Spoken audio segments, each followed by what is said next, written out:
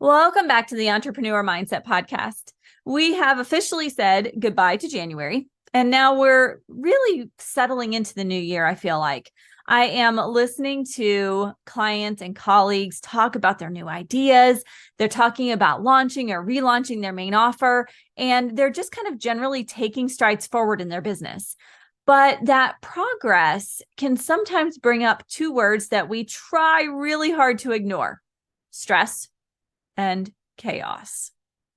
Have you felt those two friends creeping into your life again, and you really don't view them as friends? You really wish you could send them along? Yeah, let's spend some time today talking about stress and chaos, because when you understand them better, you can more effectively manage them. So if you are ready to learn more about stress and chaos in business, with an extra dose of science behind it all, grab a pen and paper so that we can get started. I'm Dr. Moore, a college psych professor, homeschooling mom, and entrepreneur, and I've spent the past 10 years learning how to balance everything. Here on the Entrepreneur Mindset Podcast, I'll share the ins and outs of maintaining a growth mindset and saying hello to grit, that thing that will get you to your long-term vision despite challenges and busy schedules. After all, you got into business to do more good in the world, right? So let's get started. I was in my office window seat surrounded by 3 whiteboards this weekend. I am planning out the launch of the Entrepreneur Membership in late March, and I've been really working hard to lay the foundation. I have dry erase and wet erase markers in this little cute Target $1 bin that you can get, one of the cute little Target $1 buckets that are in the $1 bin at the front of the store.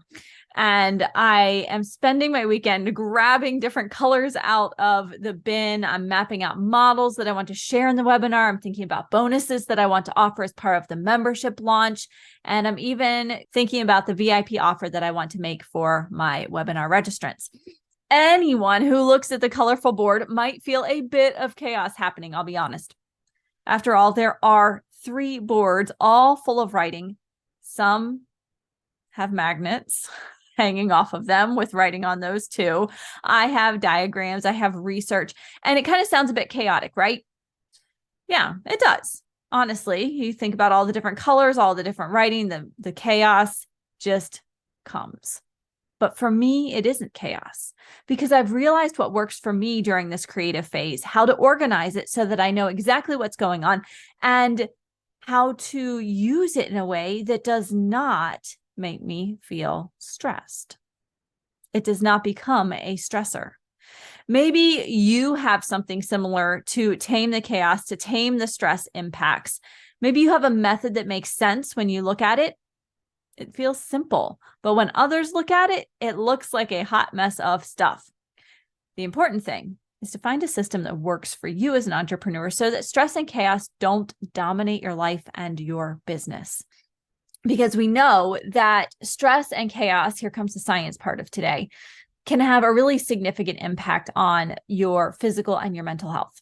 I teach an entire chapter on just the theories of stress in my intro psych class each semester. Physically, stress can lead to fatigue.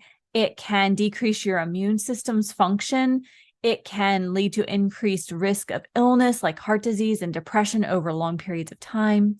Mentally, stress and chaos intensifies anxiety, intensifies burnout. It can also impact our creativity, our motivation, and it makes it more difficult to make decisions. None of these things are things that we want as an entrepreneur. In order to mitigate or lessen the negative effects of stress and chaos, we have to find a way to practice self-care. We have to prioritize things in our workload. We have to think about how to delegate tasks, how to seek support from our friends, our family, or mental health professionals. But even that sometimes feels big. You think about all of the things you have to do in order to decrease stress or manage the impact of stress, and it can make you feel like you want to throw in the towel. It feels like it's easier said than done, right? So today, what I want to do is actually talk about some ways to tame the chaos, the stress, the stressors. But let's all start on the same page here, because I'm using the word stress and stressors, and I want to make sure that we are using them in the same way. Again, here's a little bit of the science. Here's a little bit of the psych professor in me. I want to make sure we are on the same path. Stress, by definition, is the response to perceived threats or challenges resulting from stimuli or events that cause stress. Okay, in other words, stress is the result of something. Stressors are the stimuli that cause the strain, which lead to psychological and physiological reactions. In other words, this is the something that causes the stress. Okay, so we have something, a stimuli, a stressor that causes us to feel stress. That stress that we're feeling is a perceived threat or challenge. And it's that stress, especially when it's constant, that leads to the fatigue, the decreased immune function, and all of those things we just talked about. Okay. You might be thinking right now that stress is bad. And stress is not something that we want to welcome every single day, all day long. But stress is part of life. And stress can happen as a result of good things too. Maybe you have a great launch in your business. Well, that's amazing, right? But it can cause stress wondering how to handle the influx of business. That's a good problem to have. How you're best going to serve your new clients. Also a good problem to have because you have new clients. And making sure that your product or your service meets the client's needs. Also a good problem because you have clients who want to make a change happen with your help. Stress is no stranger to the entrepreneur life. According to entrepreneur.com, there are a lot of different kind of top stressors. I just want to share a few of you that I think probably relate to or are in your life as an entrepreneur. First one is money, access to capital, because that keeps your business open. Also, one of the top stressors, pending promises, kind of like those deadlines to deliver things. Those are pending promises. Or being a bottleneck, where things are piling up on your plate because you simply can't get everything out fast enough or done fast enough or done in a way that the next person who needs it or your client can get to it in a timely fashion. So access to capital, promises that are pending, being a bottleneck, making decisions. Let's face it, you are a decision-making machine, especially if you are a solopreneur. And I just told you that stress makes decision-making more difficult. Seems a little bit like a catch-22. The more decisions you make, you feel more stress. The more stress you feel, the harder it is to make decisions. We'll come back to that. Time commitments, when there never seems to be enough time in the day. Clients, because working with humans, let's face it, takes energy. And then there, the unknown things that just are stressors. But today isn't about adding stress. It's not about necessarily focusing in on all of the different stressors. It's about taking stress away or managing stress more effectively because stress is a part of life.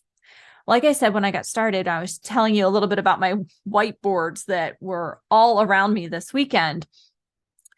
I've developed systems and processes that reduce my stress as I plan new things. And it's not just about using whiteboards. It's also about the more holistic life stuff that allows me to have the creativity to know that 3 whiteboards is my magic sauce.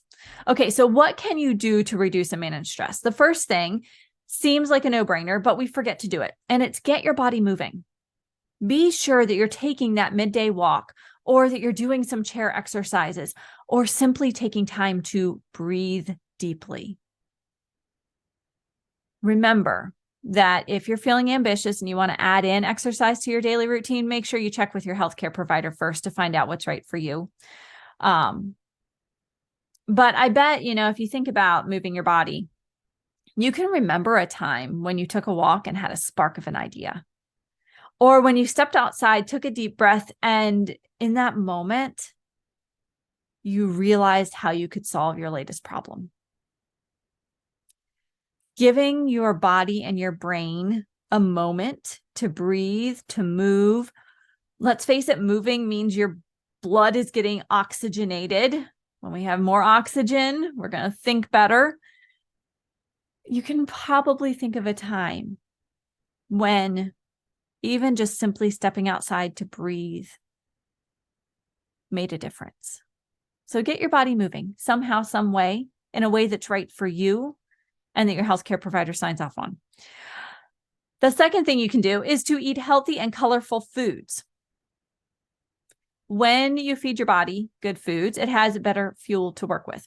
As a grad student, I will never forget our stats professor, Dr. Moore, used to say garbage in equals garbage out. He was talking about putting in junky data in the case of stats, and you would get junky results. They wouldn't mean anything. If you didn't put good data in, you weren't going to get meaningful results from your analysis. If you've been using ChatGPT like half the world, you know that if you put in a junky prompt, one that's vague, one that's confusing, you are going to get a junky response back. It's not going to be what you hoped for. It's going to be confusing. Even if it's well written, you are not going to make any sense of it. The same is true of our bodies. If you want to perform optimally, you have to put in good foods. Next up is to relax. And this one might have you trying to hit pause on the podcast. I know you're busy. After all, one of the big stressors of being an entrepreneur is not having enough time to get it all done. And now I'm telling you to relax. Well, that doesn't help. But what if I told you that taking a few minutes each hour to breathe or take a sip of water might actually make you more productive and actually reduce your stress? Could you start there? As you get more comfortable, you can take time to simply enjoy the outdoors without your mind racing, thinking about the next thing you need to get done. Maybe you could read that fun book that you've been putting off for months. Maybe you could try cooking macarons with your kids or building that Lego Harry Potter castle that's been sitting in the box for months. Now, I will say, let me address those last two ideas. If you've never tried cooking macarons with your kids, they are a fun experiment. And I do mean experiment. Do not expect them to turn out beautifully like the ones you'd find at the store. You know, if you go to Whole Foods or Target or anywhere basically these days and look in the freezer section, there are these beautiful macarons. They are perfectly shaped, completely smooth on the top. They're shiny. They're beautiful, right? Yours won't be, especially the first time, but it's still a fun experience. And it's good for a bunch of laughs, some good arm muscles if you're whipping everything by hand. But taking that time with your kids, priceless, right? Also, no Legos should be left in the box for months. Legos should be built. They should be played with. They should be displayed. They should be fun. Okay, so relax a little bit. Find some time. And even if you start with 1 minute today, maybe 2 minutes tomorrow, or 3 minutes the next day. Maybe it's just a breath to start, or standing up at your desk and stretching. Every little bit counts. Every little bit helps. It doesn't have to be hours upon hours reading your favorite book or an hour upon hour hike. It can be a simple walk around your neighborhood to relax and enjoy, or popping next door and talking to your neighbor to find out how they've been, just enjoying the conversation. Now, that brings me to my last tip for reducing stress, which is to focus on relationships. Find a community that you can be a part of, especially one that's filled with entrepreneurs, because building a business can be lonely if your friends are not also entrepreneurs. Having someone who understands you can make such a difference. Simply being able to tell someone what's going on in your business can relieve stress, and being able to offer insights back to someone else can be a mood and energy booster. Now, as you can guess, stress is part of business, but it doesn't have to be the whole of your business. Just like I have my whiteboards to get ideas organized and take away the stress of something new, you can also explore ways of managing your stress so that it doesn't have a negative impact on your business, or more importantly, on your health. Today's action item is all about exploring ways to actively manage stress versus passively letting it happen to you. We talked about a few ways to manage stress. One of my go-tos is a whiteboard, but we also talked about some ways that included more health-related focuses. What we didn't talk about is something called problem-focused coping, and this is actually where I'd like to take you today with your action item. Problem-focused coping is exactly what it sounds like. where you take the challenge, the problem, and you say that you are going to address it head on instead of letting it fester or be moved from your calendar from day to day without ever actually tackling it. Let me give you a quick example here. If you have a deadline looming, maybe you need to get 5 social media posts written. What I want you to do is tackle that head on. Chances are you've been moving that from day to day for a little while, and now the rubber meets the road. You got to get them written and scheduled to go out next week. So break down what needs to be done. This might be coming up with 5 different topics that you'd like to talk about, and then figure out what format you want the posts to take. Maybe you want a single picture with a post that covers the topic where it talks about the problem, why it's not so great, how to make it better, and what life looks like after. So break it down into pieces. You can create an Excel spreadsheet that has topic, what the problem is, what you want life to look like, what solution you have, all the different pieces that you want to talk about in your post, and then simply write each sentence. So you can break it down piece by piece. By creating a plan, you are taking action, and then you're moving toward that goal of the deadline for getting your posts created.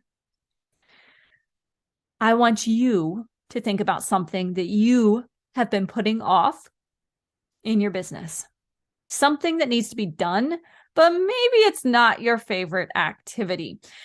I ran a co-working session this morning, and one of the entrepreneurs said that she needed to get 4 posts done. She had been putting them off. She didn't have content for them yet. She didn't know what she was going to write.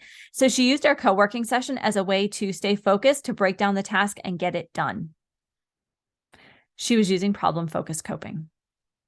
Instead of putting it off or eating a whole bag of chips, she decided, right now is the time. I'm going to do it. I'm going to break it down. I'm going to come up with content ideas. I'm going to write each post, and I'm going to get them scheduled and done.